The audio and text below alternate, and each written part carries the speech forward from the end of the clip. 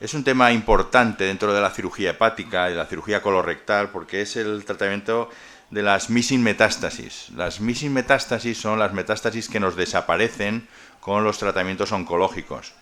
Que la verdad es que es el sueño del oncólogo, que es que desaparezcan las lesiones y se convierte en la pesadilla del cirujano, porque luego no las vemos y no las podemos resecar.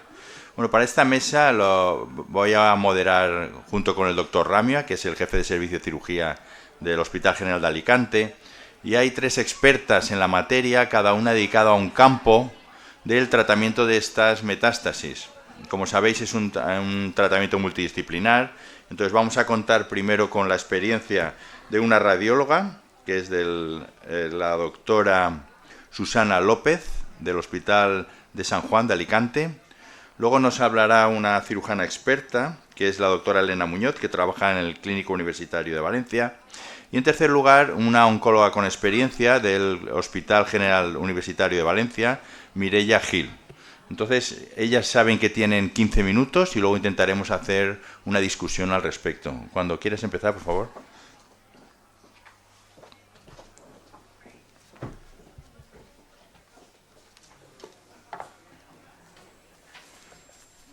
Bueno, primero gracias por la invitación y bueno, vamos a empezar rápido. El tema controversia, metástasis hepáticas, missing metástasis, desde el punto de vista radiológico. Este es el guión un poco que voy a seguir. También se llaman vanishing liver metastasis o disappearing liver metastasis. Y no es más que la desaparición de las metástasis hepáticas tras la administración de quimioterapia neoadyuvante o el desarrollo de una respuesta completa radiológica a la quimioterapia sistémica neoadyuvante. Otras definiciones: la respuesta completa patológica, que es la ausencia de tumor residual en la pieza quirúrgica de resección, o la respuesta completa clínica duradera, que es lo esperable, que es la no recurrencia durante un periodo de tiempo satisfactorio cuando el sitio de la lesión desaparecida no ha sido resecada. La mitad de los pacientes con cáncer colorectal van a desarrollar metástasis hepáticas a lo largo de su enfermedad y la resección quirúrgica debe ser considerada la primera línea de tratamiento de las metástasis hepáticas. Pero el 80 o 90% no son candidatos a la resección primaria, pues por muy diferentes motivos, y es necesario un manejo multidisciplinar que van a incluir tanto tratamiento sistémico y una serie de herramientas para tratar localmente la enfermedad, pero el objetivo es obtener una citorreducción que permita convertir al paciente no resecable en resecable y o controlar la progresión de la enfermedad hepática y o extrahepática. El fenómeno de missing metástasis ocurre en un 5-38% según series, por la gran variabilidad que hay, no solo el tumor, diferencias en los regímenes quimioterápicos, calidad de la imagen, etc. Estas son todas las técnicas que vamos a utilizar en estos pacientes. Lo principal es el TAC, que vamos a hacer un estudio tóraco-abdominopélvico, tiene alta sensibilidad y especificidad. Lo vamos a realizar en la fase portal, porque es cuando se ven mejor las metástasis del cáncer colorectal, que son hipovasculares. Vamos a valorar la carga tumoral según los criterios de tamaño RECIST, que es por el tamaño, pero también vamos a utilizar otros criterios como el morfológico, los cambios de densidad que se ajustan más a la realidad de estos nuevos fármacos antiangiogénicos. También hay que tener en cuenta que la quimioterapia puede inducir a cambios en el parénquima hepático como esteatosis o esteatohepatitis, ocultando las metástasis, porque todo el parénquima se oscurece. Y además, pues todo lo contrario, cuando ya recupera la esteatosis, o sea, se recupera de la esteatosis, se ven mejor las lesiones o aparecen nuevas que a lo mejor ya existían, pero no las hemos visto, y esto no es una verdadera progresión. Respecto a la resonancia magnética hepática, es la mejor modalidad de imagen, especialmente para detectar y caracterizar las lesiones hepáticas, sobre todo en los hígados esteatóxicos o en estas lesiones pequeñas, inespecíficas, que aparecen de nuevo en el TAC. Tiene mayor sensibilidad y especificidad respecto al TAC, y es muy importante caracterizarlas antes de nada, antes de realizar el primer tratamiento en estos pacientes. Los protocolos que vamos a hacer es una de caracterización, que ya estáis familiarizados seguramente con estas secuencias, que van a ser unas morfológicas potenciadas en T2, sin y con saturación de la grasa, un T1 para la esteatosis, ¿no? En fase y fase opuesta. Y luego la secuencia de difusión. Esta es muy importante porque allí donde las moléculas de agua no se pueden mover libremente, pues nos va a hacer un brillo, y es porque está infiltrado, o sea, por una celularidad. Y no solo las lesiones malignas brillan en difusión, también otras lesiones, pero luego nos vamos a los morfológicos y ya decidimos pues, si es una lesión sospechosa. Y luego hacemos el contraste, que hacemos una fase arterial, portal, 3 minutos y 15 minutos. Estas metástasis, como vemos, se detectan mejor. Esta es una arterial tardía, porque ya se ve la porta, y bueno, se van a ver mejor en la fase portal. Esta es otra lesión con metastásica, tiene una zona central más necrótica. Esta es la secuencia de difusión. Valoramos también el resto del parénquima. A veces nosotros realizamos una fusión, porque como esta es muy poco anatómica, como sabéis, pues la fusionamos y le damos un color con estas que son muy anatómicas, ¿no? Y así podemos localizar bien las lesiones.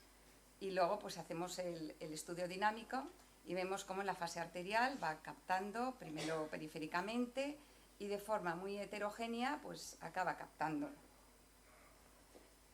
También antes de la cirugía pues vamos a hacer un estudio con Primovis, que es un contraste hepatoespecífico, y a los 20 minutos se produce la fase celular, es decir, de eliminación biliar, ¿no? Y entonces en esta fase aumenta la sensibilidad en la detección de metástasis porque vemos mayor contraste entre el hepatocito, o sea, entre todo el parénquima y las células tumorales.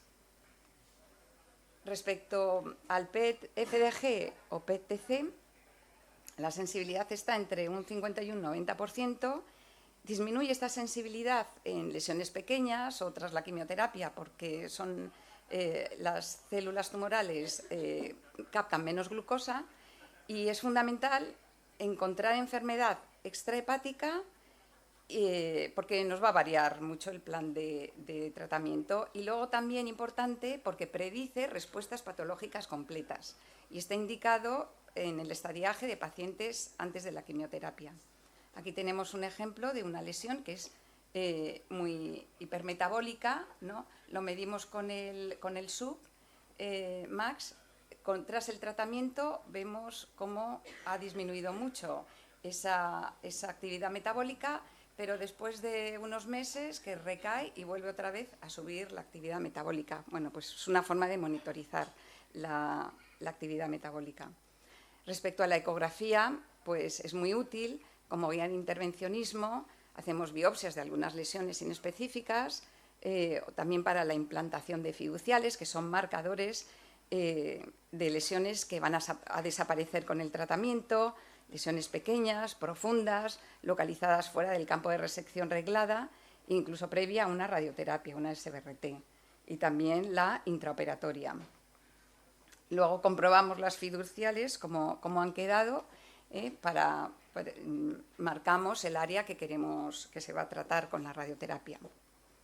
El papel del radiólogo en el comité multidisciplinar, bueno, pues es valorar la prueba más adecuada en cada momento, realizar una buena técnica de la exploración sin artefactos, utilizar contraste cuando se deba poner, tomarse en sentido crítico los informes previos para no arrastrar errores. Es decir, como informamos muchos radiólogos, pues a veces no cuadran las cosas. El radiólogo responsable que va al comité pues es el que se mira todo y ve si, si está de acuerdo o alguna de las lesiones no es lo que parecía. Y lo principal es la localización de todas las metástasis, que es el punto clave para planificar la estrategia terapéutica.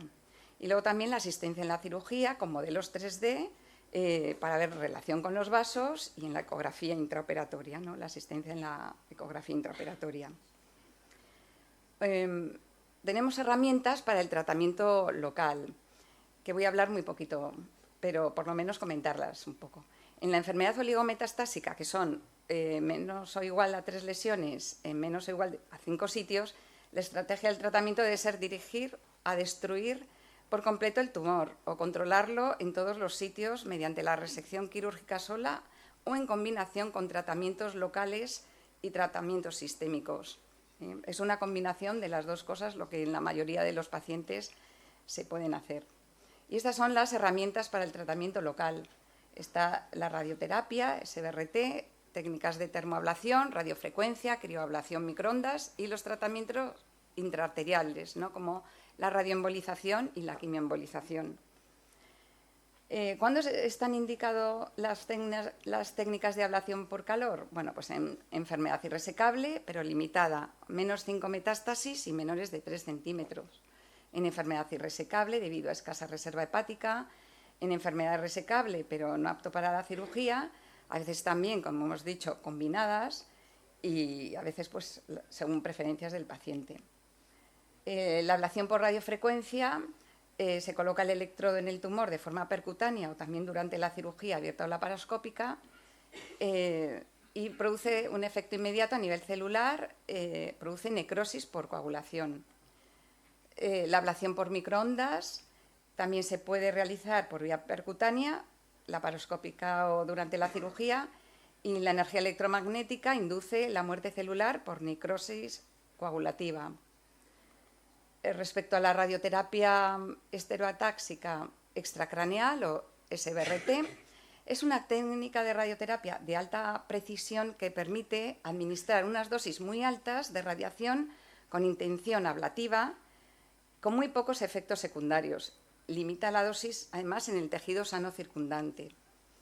Y en los últimos años, esta técnica ha demostrado alcanzar altas tasas de control local de la enfermedad con una mínima toxicidad y retrasar la necesidad de tratamiento sistémico, ¿no?, y mejorar la supervivencia libre de enfermedad.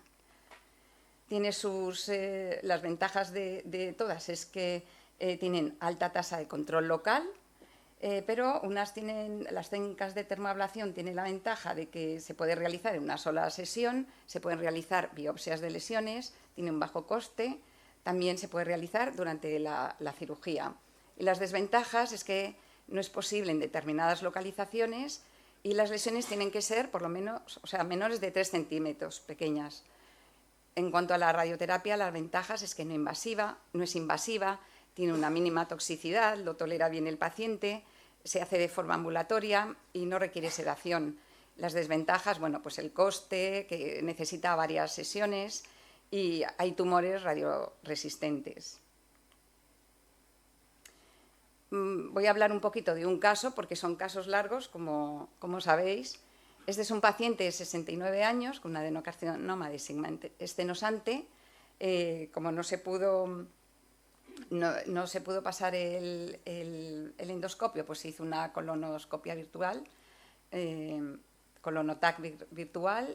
Vemos varias lesiones. Estas dos sabíamos que eran quistes porque tenía una ecografía previamente y ya sabíamos que eran quistes, y se ve esta lesión mal definida, sólida, que nos parece sospechosa. Se realiza una resonancia para caracterizarlas mejor, vemos los quistes, vemos esta lesión que claramente era una metástasis, pero también vemos dos lesiones más, una en el lóbulo hepático izquierdo, que es esta de aquí, y otra en el segmento 5. Tras varios ciclos de quimioterapia, pues vemos que va disminuyendo la lesión de mayor tamaño. Ya las otras más pequeñas se ven con dificultad. Esta solo se ve, la del 5 se ve solo en la fase portal. Esta no se ven las morfológicas, que esto es como se veía antes, y simplemente va como un poco dilatando la vía y parece que se intuye en las del contraste. Realizamos otro TAC previo a la intervención quirúrgica, donde ya es la respuesta máxima que se puede conseguir con la quimioterapia. Entonces se realiza una metastasectomía de esta lesión y una segmentectomía completa del segmento 2 y 3, con anatomía patológica, metástasis de adenocarcinoma concordante con origen intestinal conocido. Bueno, se le siguen realizando TACs de control tóraco-abdominopélvicos para ver la enfermedad también extrahepática. Vamos viendo cómo las zonas quirúrgicas van disminuyendo hasta que al año de la intervención quirúrgica se produce una recaída. Vemos otra lesión aquí en el segmento 8, la lesión del segmento 5, que ha aumentado de tamaño y vemos como una masa de partes blandas que aparece aquí en el margen de resección. Se siguen varios ciclos de quimioterapia y se realiza una resonancia hepática, como 16 meses después de la intervención quirúrgica, donde vemos otras pequeñitas lesiones en el 8, en el 4, aparte de esta lesión en el margen de resección y esta que ya estaba también en el 5. Aquí, bueno, pues vemos que con el contraste, cuando hay una masa sobre, o sea, crece una lesión sobre una zona quirúrgica o tratada, pues vemos que el contraste va aumentando progresivamente, ¿no? Se ve claro, mientras que la zona cicatricial vemos que en las secuencias morfológicas apenas se ve, solo se va a ver porque no capta nada de contraste en las secuencias con el contraste. Te quedan 2 minutos. Acabo. Bueno, le seguimos dando tratamiento con quimioterapia y se le hace una resonancia hepática donde, como veis, no hay nada que brille en difusión, todo parece que está como si hubiera una respuesta completa, sin actividad, ¿no? Pero ¿qué pasa? Que al mes se le hace un PET-TAC y se ve que tiene actividad metabólica. La grande que estaba en el margen de resección y la del segmento 5. Y se intuye también la del 8 y la del 6. Se le vuelve a hacer una resonancia magnética donde efectivamente, a diferencia de la otra resonancia, sí que nos aparece con un poquito de restricción, o sea, brilla en la difusión, brilla también esta pequeñita, esta del segmento 5 también. Bueno, y se sigue con radioterapia. Quimioterapia. Bueno, pues actualmente, después de 3 años de la enfermedad, con todos estos estudios que hemos hecho, está en descanso terapéutico porque ha tenido toxicidad. De momento se ha desestimado la intervención quirúrgica y bueno, pues está en vigilancia activa. Y ya para concluir, pues decir que la cura completa de las metástasis hepáticas, es decir, la desaparición de las lesiones diana con terapia sistémica es muy rara. Ocurre en menos de un 1%. Baja incidencia, respuesta completa patológica y alta recurrencia in situ por enfermedad, porque existía enfermedad macro o microscópica residual. Entonces el dilema está en resecar o no las lesiones diana que han desaparecido y eso es una decisión del comité multidisciplinar. El radiólogo debemos evaluar y reevaluar la enfermedad con las mejores pruebas posibles en cada momento y, muy importante, la caracterización del OES mediante resonancia magnética antes de cualquier tratamiento, para caracterizarlas bien. Y bueno, esto no va a mejorar mucho por el desarrollo de nuevas técnicas, de nuevas quimioterapias, mejores técnicas quirúrgicas, avances en radiología, marcaje de las metástasis con fiduciales, de aquellas sobre todo que tienen la posibilidad de desaparecer, con técnicas avanzadas en tratamiento local, como hemos dicho, y, ¿por qué no?, la vigilancia activa. Y muchas gracias.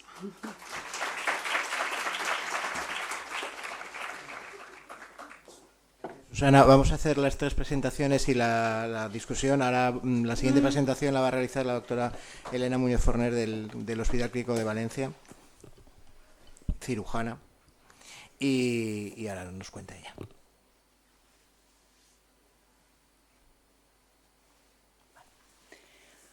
Buenos días a todos.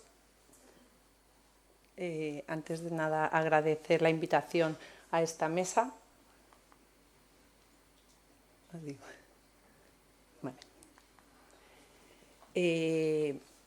Bueno, el título que me dieron los moderadores es ¿tratamiento quirúrgico, sí o no? ¿Hay que resecarlas? Bueno, antes que nada una breve introducción. Todos sabemos que en el momento del diagnóstico de cáncer colorectal el 20% ya tiene metástasis hepáticas y hasta un 50% las desarrollará a lo largo de su enfermedad. Es verdad que si no las tratamos, esos pacientes con metástasis hepáticas tienen una supervivencia media de 6 a 12 meses. En cambio, si les damos quimioterapia, podemos prolongarlo hasta 24-32 meses. Pero realmente potencialmente curable es la resección hepática, que sabemos que es lo que realmente tiene una supervivencia a los 5 años de hasta un 40-45%, pero es verdad que solo el 20% de esas metástasis hepáticas diagnosticadas al principio son resecables. Hoy en día, gracias a los avances que ha habido en la quimioterapia y también junto con los agentes biológicos, se ha desarrollado este fenómeno de las missing metástasis, que como ya han explicado, se trata de aquellas metástasis hepáticas que han desaparecido con el tratamiento con quimioterapia. Pero la incidencia varía mucho, de un 5 a un 38%, según las series que veamos, y la enfermedad local residual puede estar hasta en un 67% y enfermedad microscópica residual hasta en el 80%. Y ha de quedar claro que la respuesta radiológica completa no es lo mismo que una respuesta patológica completa. De hecho, en esta serie del 2016, en esta revisión que analiza 8 series, vemos que la incidencia varía de missing metástasis de un 6 hasta un 24%, con una respuesta patológica completa que también varía de un 20 hasta un 100%. En esta otra revisión, en la que analizan 15 series retrospectivas, desde el 2004 hasta el 2018, también dan unos datos de enfermedad patológica residual de hasta el 80% cuando se diagnostican las missing metástasis. Y por tanto, antes de llegar a la respuesta de esa pregunta que se hacía al principio de si hay que tratarlas o no, yo me he planteado otra serie de preguntas que voy a intentar resolver. Lo primero, si los métodos diagnósticos que utilizamos son los correctos, si existen factores predictivos que nos puedan hacer ver que algunas metástasis hepáticas van a poder acabar siendo missing metástasis, si podemos ayudarnos de otras herramientas y la pregunta del millón, ¿qué hacemos con ellas? La incidencia, como he dicho, varía mucho según las series, desde un 5 a un 38%. ¿Y esto por qué? Pues bueno, entre otras cosas, ya se ha explicado, hay muchas series retrospectivas que la prueba que utilizan, sobre todo a la hora de diagnosticar prequirúrgicamente después de quimio, es el TAC. Entonces, solo, como vemos aquí, 2 series que en realidad es del mismo autor, o sea, una serie utiliza la resonancia para diagnosticar esas missing metástasis. Y por tanto, pues concluye esta revisión que realmente hay las técnicas diagnósticas que se utilizan son subóptimas y que a lo mejor hay una sobreestadificación de missing metástasis. Es verdad, parece ser que a mayor pruebas utilizadas, menor porcentaje de missing metástasis. Si solo utilizamos TAC, normalmente siempre hay mayor porcentaje de missing metástasis que si utilizamos resonancia y si utilizamos resonancia y ecografía intraoperatoria. De hecho, como ha comentado mi compañera, la quimioterapia preoperatoria produce una esteatosis, una estatohepatitis y, por tanto, el TAC no es la mejor prueba para diagnosticar esas missing metástasis. Sabemos que la resonancia está indicada en esos hígados con neoadyuvancia, en pacientes obesos y en lesiones subcentimétricas. En este artículo, donde analizan las missing metástasis diagnosticadas con resonancia, también aquí vemos, hay 2 brazos, los pacientes que tienen missing metástasis y se han resecado y los que no se han resecado. Tanto en unos como en otros haya un tumor evidenciado residual y por eso concluyen que hasta un 55% de missing metástasis tenían tumor viable o bien una recurrencia, viéndose esta recurrencia como en el primer año después de diagnosticado. Y aparte del TAC y la resonancia, también este artículo que habla de la ecografía para el diagnóstico de las missing metástasis también indica que es una herramienta que nos ayuda mucho y que es mandatoria, que hay que hacerla siempre que hacemos una cirugía hepática. Este otro artículo vemos en el análisis univariante, donde analizan la ecografía, ven que si preoperatoriamente el paciente tiene 4 o más nódulos metástasis hepáticas, el riesgo de encontrar intraoperatoriamente por ecografía más lesiones es mayor. Por tanto, la habilidad de detectar esas missing metástasis con ecografía durante la cirugía varía entre un 27 y un 45%, y lo que sí que está claro es que si se van a resecar o a intentar resecar, desde luego hay que hacer una correcta movilización de todo el hígado, palpación a ser posible y desde luego una ecografía intraoperatoria. La segunda pregunta que me hacía es si existen realmente factores predictivos que nos hagan pensar que algunas metástasis hepáticas van a acabar siendo missing metástasis. Pues por supuesto que hay esos factores predictivos. Según las series que veamos, todas retrospectivas o según las revisiones, pues esta, por ejemplo, del 2021, nos indica que tanto el número que haya de metástasis hepáticas, el tamaño inicial de estas metástasis y también el tipo y duración de la quimioterapia son factores predictivos para la aparición posterior de missing metástasis. Y en este otro trabajo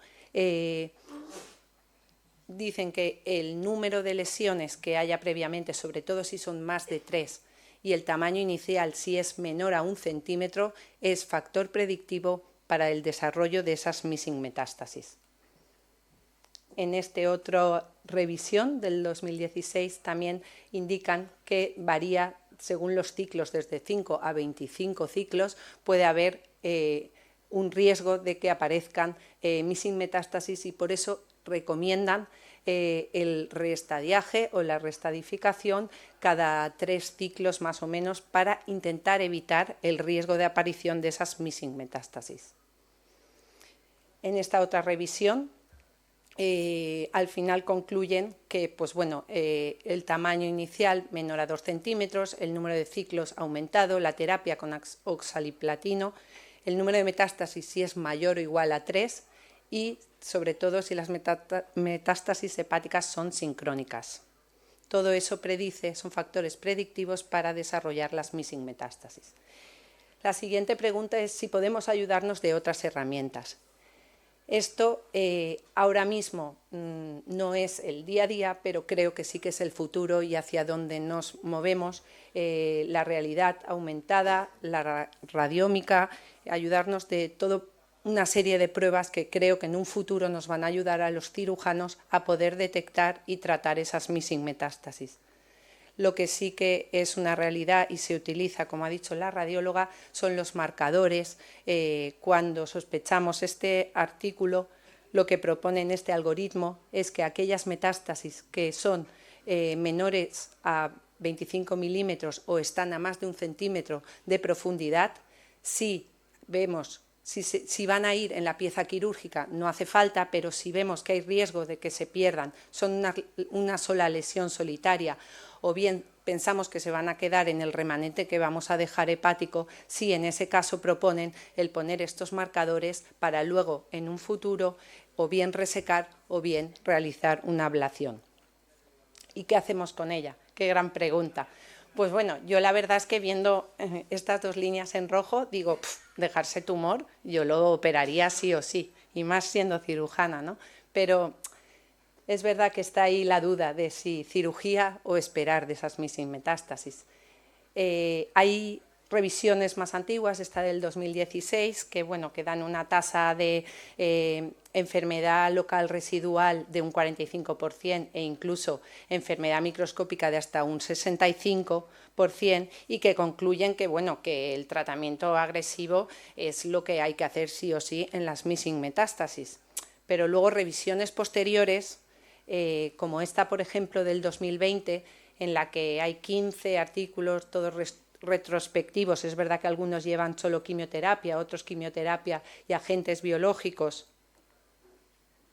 Cuando hacen un análisis de los 5 artículos, series, que sí que han analizado la supervivencia de los pacientes y comparan aquellos pacientes en los que se han resecado las missing metástasis y los que no se han resecado y se han dejado, y ven que no hay diferencias significativas en cuanto a la supervivencia de estos pacientes. Y ellos concluyen que se debe hacer TAC, resonancia y ecografía, y que si aún así se diagnostican las missing metástasis con resonancia y ecografía, se confirma que son missing metástasis, pues bueno, una alternativa es dejar esas missing metástasis in situ.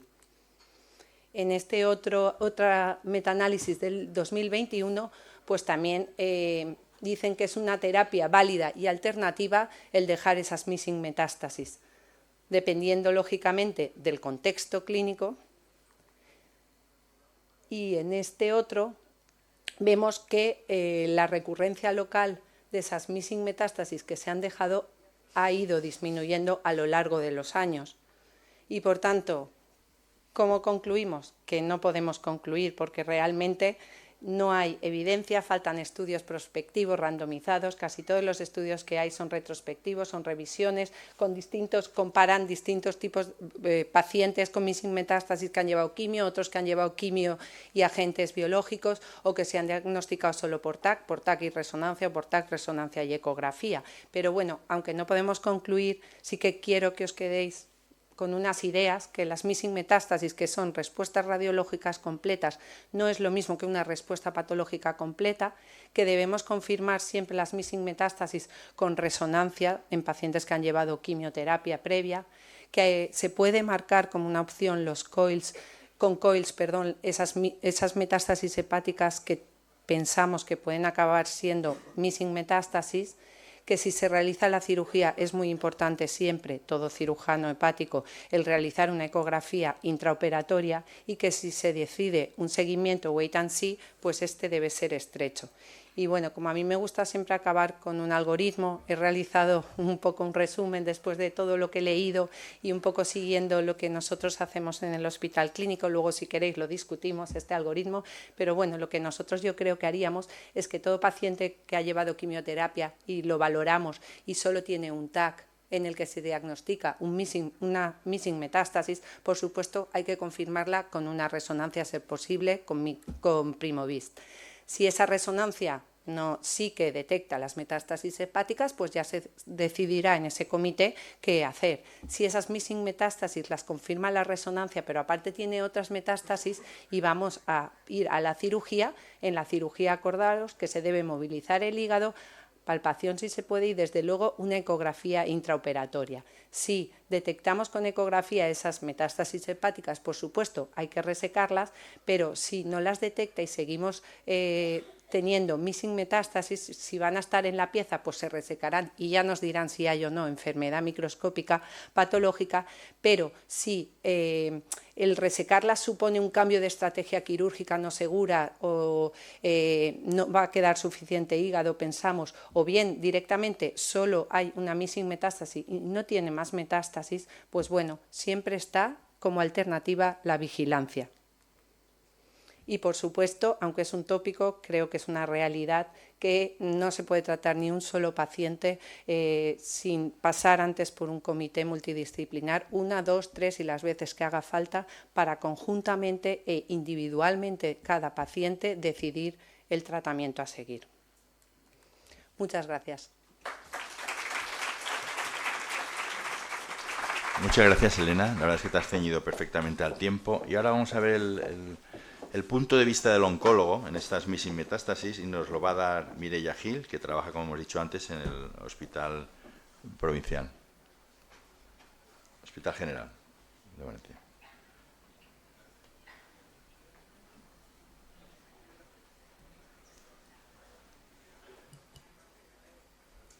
Hola, buenos días a todos. Yo, en primer lugar, quería dar las gracias a los moderadores y a la organización por la oportunidad de estar participando hoy en esta mesa, que la verdad es que es muy interesante. A modo de introducción, decir que realmente estamos hablando de un problema importante de salud pública a nivel mundial, que el cáncer colorectal supone la tercera causa, el tumor más frecuente en el mundo y la segunda causa de muerte por cáncer, supone casi el 10% de las muertes por cáncer, de todos los tumores. Sabemos que aproximadamente el 20% de los pacientes, cuando se diagnostican, van a presentar enfermedad metastásica al inicio, y de los que no lo hagan y que se operen de tumores en fases más iniciales, otro 25% las desarrollarán a lo largo de la evolución de la enfermedad. Pero de estas que se diagnostican al inicio, el 70-75% se diagnosticarán con enfermedad extrahepática y solo un 25-30% tendrán enfermedad exclusivamente hepática. En ellas, casi 3 de cada 4 pacientes con metástasis limitadas al hígado realmente van a necesitar una quimioterapia de conversión. Y un dato importante es que sabemos que la supervivencia global a los 5 años en los pacientes que inicialmente no son resecables, pero que con una quimioterapia de conversión conseguimos hacer una resección R0 o incluso una R1 combinada con técnicas locales, conseguimos realmente medianas de supervivencia global a los 5 años muy similares en torno al 50%, probablemente un poquito más altas cuando la resección es completa inicialmente, pero tras una quimioterapia de conversión se alcanzan cifras muy similares, con lo cual debe ser nuestro objetivo. El administrar una quimioterapia de conversión está claro que lo que implica es que pueda aparecer el fenómeno que estamos hablando, que es el conocido como misimetástasis, y que, como han comentado mis compañeras, realmente tiene una alta incidencia, que realmente es variable entre las series, entre el 7 y el 48%, y que realmente sabemos que la respuesta radiológica no es igual a una respuesta patológica, que hasta en el 80% de los casos puede quedar algo de enfermedad residual, y se nos plantea el dilema de qué hacer con estas misimetástasis. Y hay probablemente 4 puntos importantes aquí, en este dilema. El primero es, si las dejamos sin tratar, realmente sabemos que va a haber una alta tasa de viabilidad tumoral patológica y que probablemente eso suponga una mayor tasa de recaída local. Necesitamos mejorar las pruebas diagnósticas en el estudio prequirúrgico o intraoperatoria para realmente metástasis que estamos catalogando como misimetástasis realmente no lo son, poder sacarlas de este diagnóstico, de este saco. Y realmente sabemos que la resección a ciegas puede incrementar la morbimortalidad de los pacientes y tampoco nos está garantizando realmente su eliminación. Y por otro lado, tampoco hay datos que nos digan que se vea una diferencia significativa en supervivencia libre de enfermedad y en supervivencia global, cuando vemos el análisis patológico de las misimetástasis una vez resecadas, si realmente hay una respuesta completa patológica o no. Con lo cual, resecar estas lesiones tampoco tenemos una evidencia clara de que vaya a aumentar la supervivencia de los pacientes. Cuando nos enfrentamos a una población que es potencialmente resecable, yo creo que hay 5 aspectos clave que debemos de plantearnos, y son estos. El primero es que debemos presentar a los pacientes en el comité multidisciplinar. Debemos de estar pensando en conseguir buenas tasas de respuesta. Es un tema muy importante cuánto va a durar el tratamiento de quimioterapia previo a la cirugía. Un concepto importante también que veremos es la rápida reducción tumoral que se consigue en algunos pacientes con ciertos tratamientos y cómo podemos evitar en la medida de lo posible pues que aparezcan respuestas completas. Analizando el primer caso, el primer aspecto, el comité multidisciplinar, ya en las guías europeas del año pasado, lo que nos dicen es que como mínimo, que todos los casos se tienen que presentar en un comité multidisciplinar, porque el que se evalúen por especialistas, expertos que están tratando el cáncer colorectal y las metástasis en el día a día, realmente tiene un impacto en la supervivencia de los pacientes y una mejoría en los resultados clínicos. Como mínimo deben de participar en un comité todos estos especialistas. Y los puntos clave cuando tenemos metástasis hepáticas únicamente en el comité es definir si el paciente es claramente resecable o es irresecable de inicio y con esto definir una estrategia de tratamiento. Incluso en pacientes que son irresecables de inicio tenemos que plantear una evaluación de respuesta que nos permita replantearnos si el paciente es resecable o no en 2-3 meses como mucho después del inicio de la quimioterapia. Y para definir la estrategia terapéutica lo que tenemos que basarnos es en intentar establecer el criterio de resecabilidad de R0.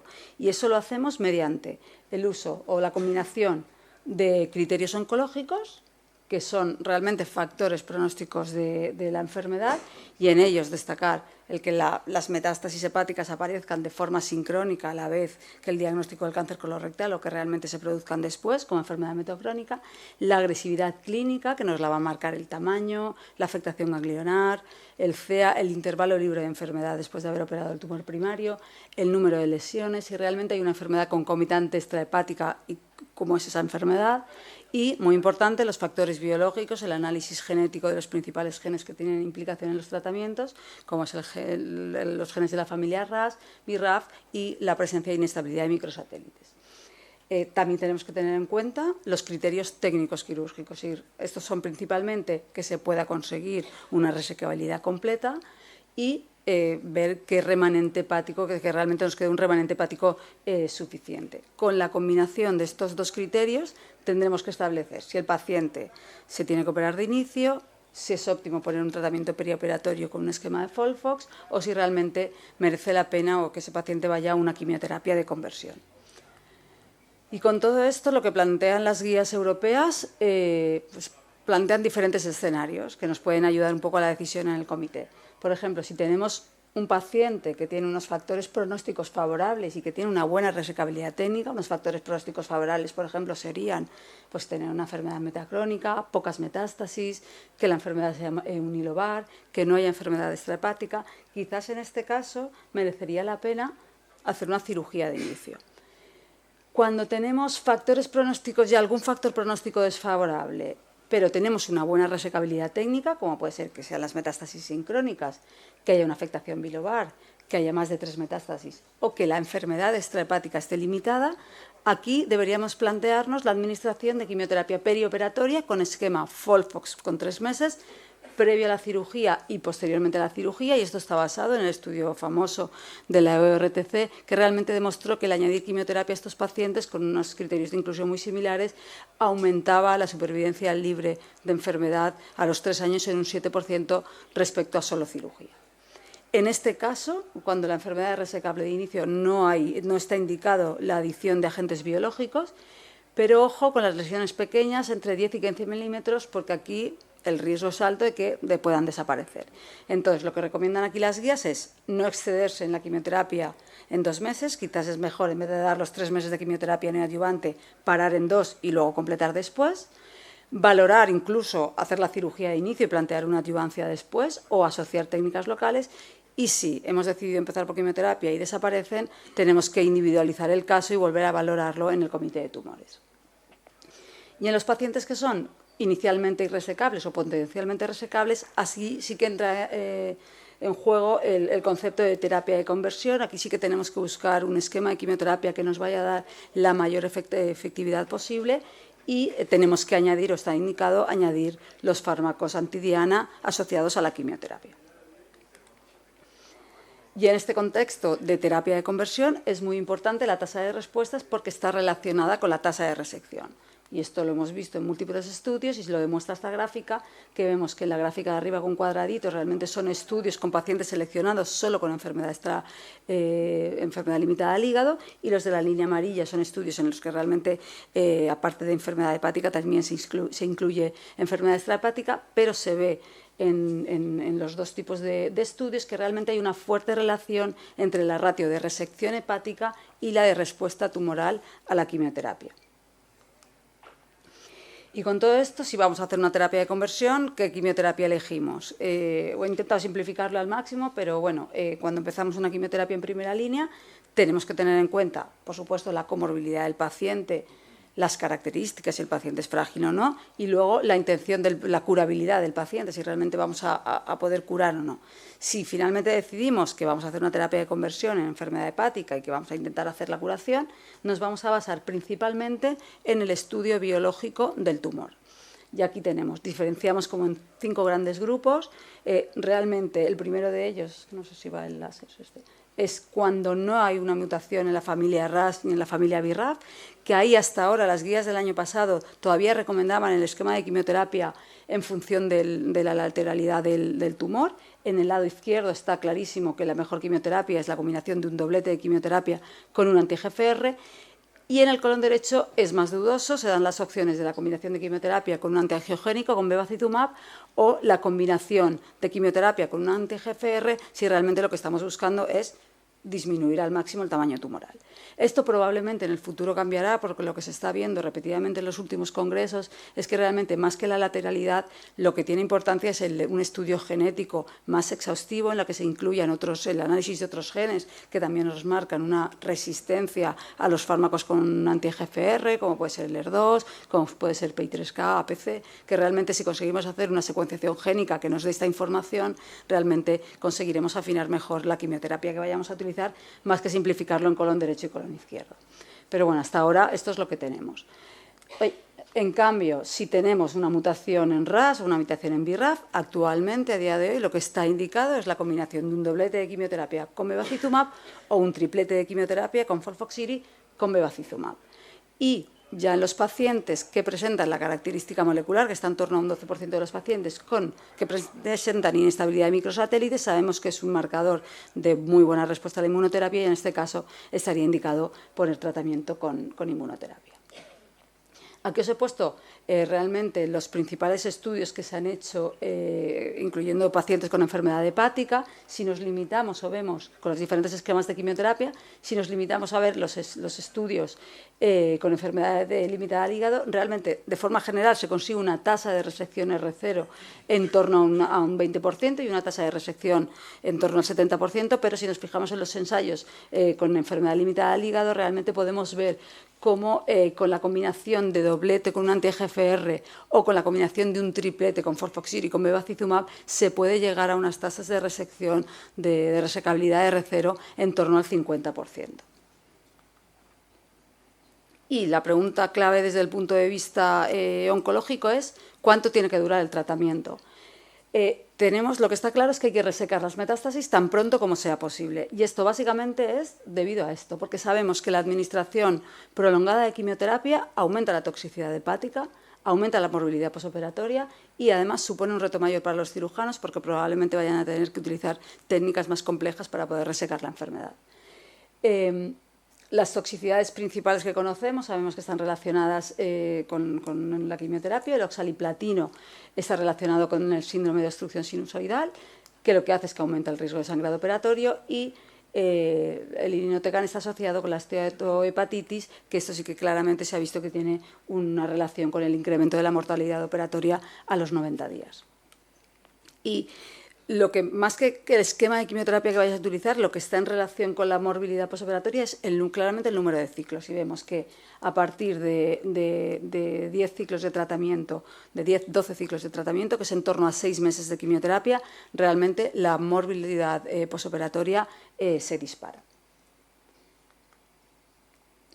¿Y qué tenemos en los datos en los datos de los estudios que tenemos con enfermedad limitada cuando se han resecado estos pacientes que eran inicialmente irresecables? Pues si vemos el estudio CELIM, que era un estudio fase 2 que combinaba, que administraba quimioterapia, una de las dos quimioterapias clásicas con un anti-EGFR, con el cetuximab, vemos que la mediana de tiempo de resección era de 5 meses con una mediana de administración de ciclos de 8 ciclos. Y aquí se veía una morbilidad perioperatoria del 36-40%. En el otro estudio que se combinó, que se utilizó la misma quimioterapia que con el otro anti-EGFR, aunque el tiempo hasta la resección fue algo mayor, realmente la mediana de número de ciclos fue la misma, con lo cual la intensidad de dosis es similar. Y en cambio llama la atención si nos fijamos en el estudio que analizaba la resecabilidad cuando se utilizaban tratamientos con o bien FOLFOXIRI con bevacizumab o bien FOLFOX con bevacizumab, que la mediana de tiempo hasta la resección fue menor, realmente se resecaron a los 4 meses.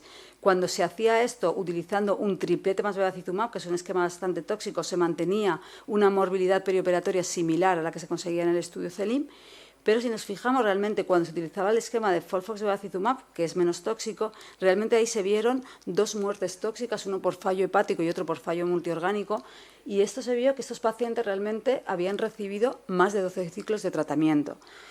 Por tanto, parece que claramente la duración de la quimioterapia más allá de 10-12 ciclos tiene un impacto clarísimo en la morbilidad.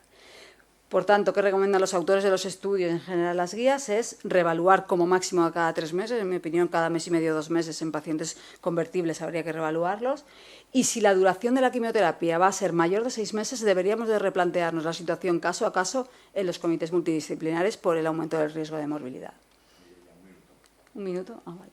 Otro concepto que nos puede ayudar en cuándo se tiene que reevaluar la enfermedad sería el concepto de respuesta temprana. Sabemos que bueno, la definición es que realmente se consigue una reducción del tamaño tumoral de al menos del 20% a las 8 semanas y este hecho sabemos que tiene un beneficio en supervivencia libre de progresión y en supervivencia global, con lo cual nos va a dar el dato pronóstico que estos pacientes probablemente irán mejor con la cirugía y además sabemos que es un dato que se da con mucha frecuencia, que hasta en el 60% de los casos se puede conseguir, con lo cual mi recomendación es que como mínimo deberíamos hacer la primera evaluación de respuesta a la quimioterapia a las 8 semanas. En cuanto a cómo evitar las missing metástasis, ya lo ha comentado Elena, realmente hay múltiples estudios, revisiones realmente que proponen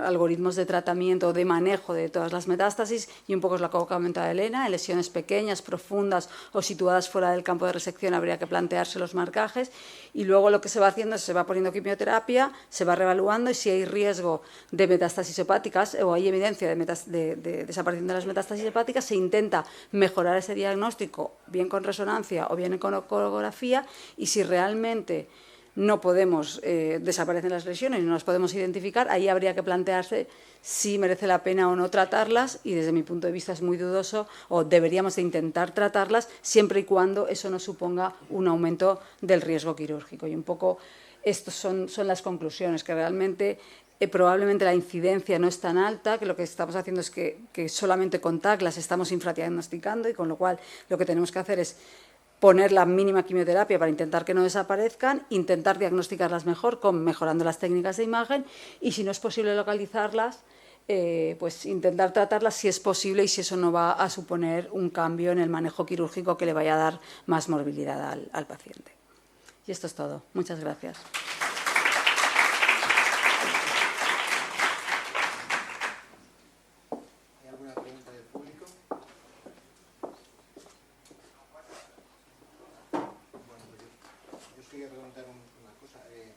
Básicamente siempre se habla del tema de los marcadores fiduciales, y parece que lo hagamos todos los días. Yo creo que el uso de marcadores fiduciales en España, al menos, creo que es muy, muy bajo. Yo no creo que sea tan elevado. Y yo además nunca he entendido mucho para qué. Entonces me gustaría saber si en vuestros hospitales utilizáis habitualmente marcadores, y cuándo, con qué indicación y con qué objetivos. Nosotros habitualmente no los utilizamos, efectivamente, y de hecho la serie esa que he puesto y varias series que he revisado, pues muchos o migran o se hacen hematomas, o realmente dice tienes que ponerlos en la zona profunda. A veces no es fácil localizar la zona, porque a veces ni por ecografía ni por TAC es fácil colocarlos. Nosotros desde luego no los utilizamos. Y aunque no seáis cirujanas en vuestros centros. Sí, nosotros hemos empezado... ¿Se oye? Ahora. Hemos empezado a poner fiduciales, a colocar fiduciales, y bueno, sobre todo nos lo piden los radioterapeutas, ¿no? Para la SRBT, para la radioterapia, y bueno, pues más o menos estamos cogiendo experiencia. Hemos marcado alguna lesión, es difícil, pero alguna lesión pequeña, pero bueno, estamos en ello, porque bueno, pues el futuro está ahí, tratar de marcarlas.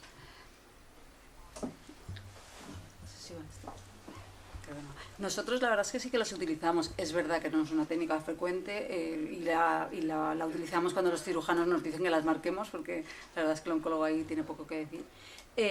Pero bueno, pues en lesiones pequeñitas que tienen mucho riesgo de desaparecer, que realmente están pues fuera del campo de la cirugía prevista inicialmente, yo creo que sí que es una técnica más que nos puede ayudar a intentar realmente que no desaparezcan, o a las que desaparecen tenerlas localizadas, y no solo para la resección, sino, como ha dicho Susana, para poder añadir una técnica local. Yo sí que le veo cierta facilidad, aunque es cierto que bueno, pues que no son todos los casos, ni mucho menos.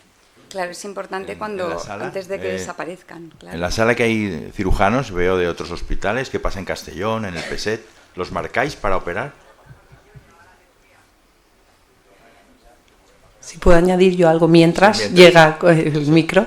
Yo es que soy más partidaria de intentar conseguir no llegar a esas missing metástasis, que es difícil, pero muchas veces eso en el comité es no le des más quimio, ahora que la vemos la operamos.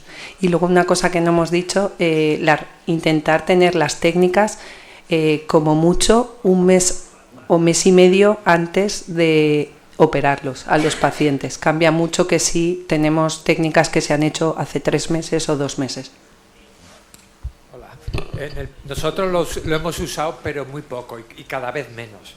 Porque cuando lo hemos hecho, habitualmente son las metástasis precisamente que el radiólogo le cuesta más localizar, son pequeñas, no te lo pone al lado porque no consigue, y en los 2 o 3 casos últimos que yo recuerdo siempre ha migrado el fiducial, no ha estado luego cuando hemos ido a operarlo en el sitio, con lo cual últimamente hemos dejado prácticamente de pedirlo. Sí, cuesta mucho, cuesta mucho colocarlas y a veces migran un poquito, no... Pero son justo las más visibles. Claro, sí.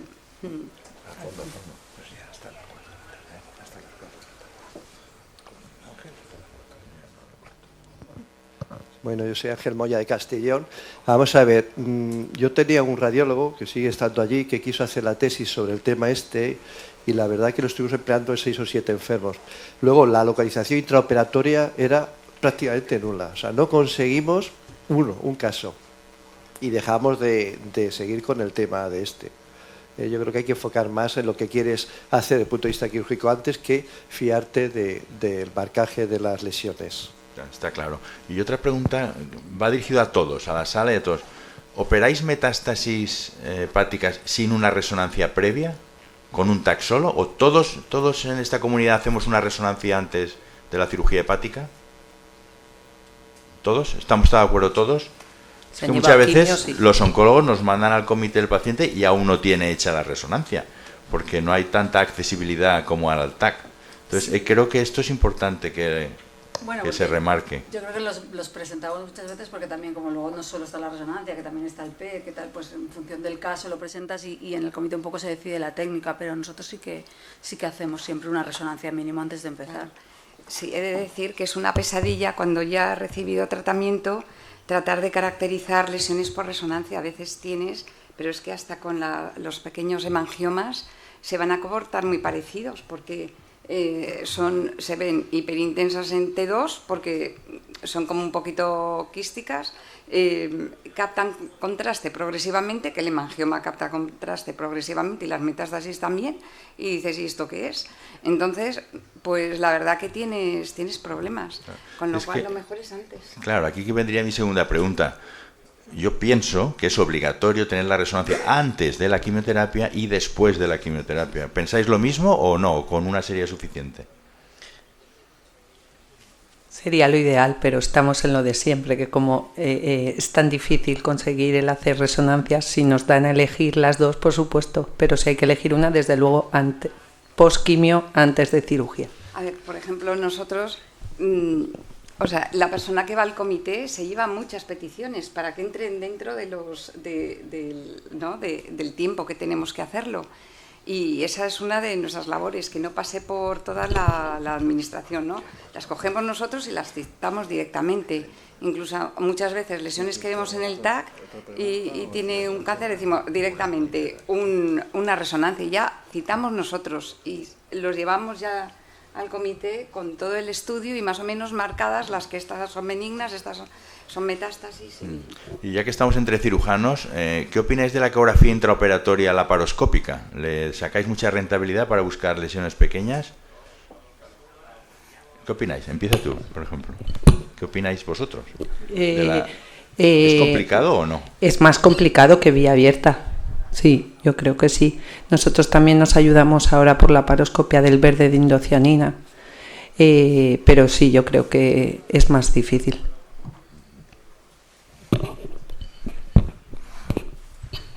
Yo tengo, con esto de las misimetástasis, es una cosa más filosófica que otra cosa. Yo creo que el problema es que tenemos los tres implicados, el radiólogo, el oncólogo y el cirujano.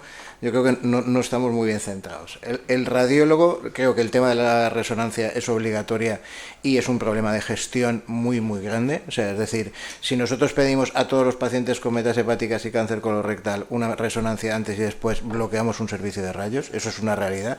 Sería una mejora para el paciente, pero a lo mejor no la podemos permitir.